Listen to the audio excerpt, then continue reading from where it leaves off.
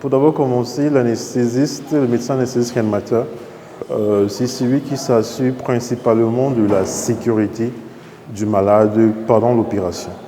Il est un peu comme le policier qui s'assure que le malade qui va être opéré pour un acte chirurgical, endoscopique, n'importe quelle manœuvre qui entraîne la douleur n'aurait pas de danger. Il va sortir de là vivant et sans séquelles qui peut soit entraîner une morbidité ou bien une mortalité.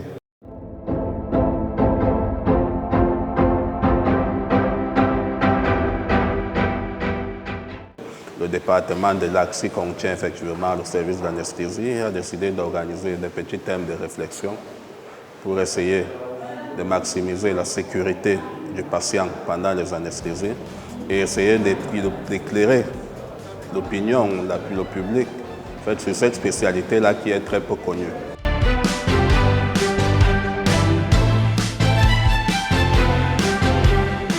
Nous avons en moyenne par mois 200 à 250 interventions.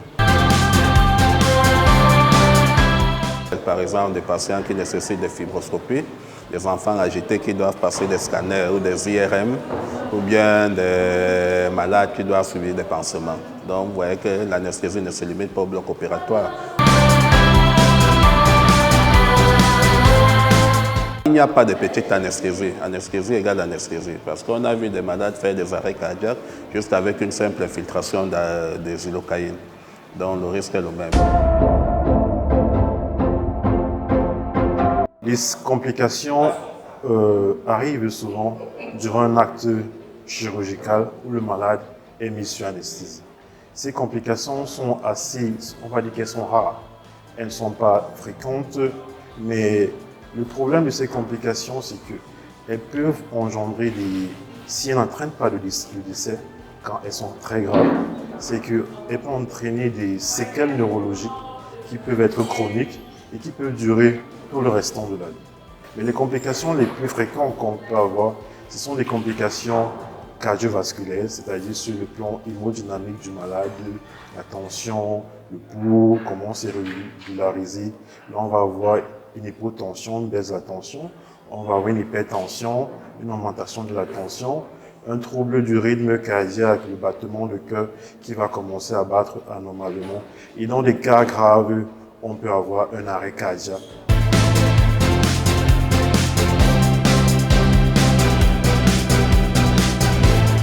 What the kind of side effect leads to anesthesia, which is called headache, it specifically happens during spinal anesthesia. That means through the spinal cord, through the vertebrae at the level of the back, we're going to inject local anesthetic drug plus some morphine-like drugs, and it's going to do what we call, it's going to block the sensory level below that, the motor level below that. And the patient is not going to move, is not going to feel any pain for maximum three hours.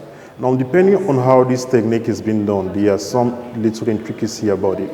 What happens is that during the technique, the dura mater, which is a kind of barrier or a kind of membrane that covers the spinal cord going right up to the brain, is usually being punctured to get right to the level where we have to administer the local anesthesia for spinal anesthesia, which is the subarachnoid space.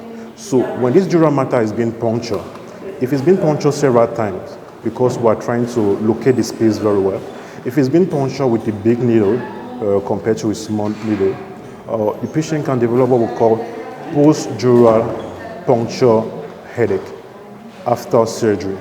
And this headache usually occur within the first 24 to 48 hours after spinal anesthesia. They are usually mild, self-limiting, not quite severe. They are going to regress with painkillers, with adequate fluid load, as well as telling the patient to rest a little bit for just maximum, we'll say 12 hours. And after that, the patient can ambulate. For cases which are refractory, we are going to do more sophisticated treatment about that, which is going to be administering a blood patch. We're not going to elaborate more on that for today.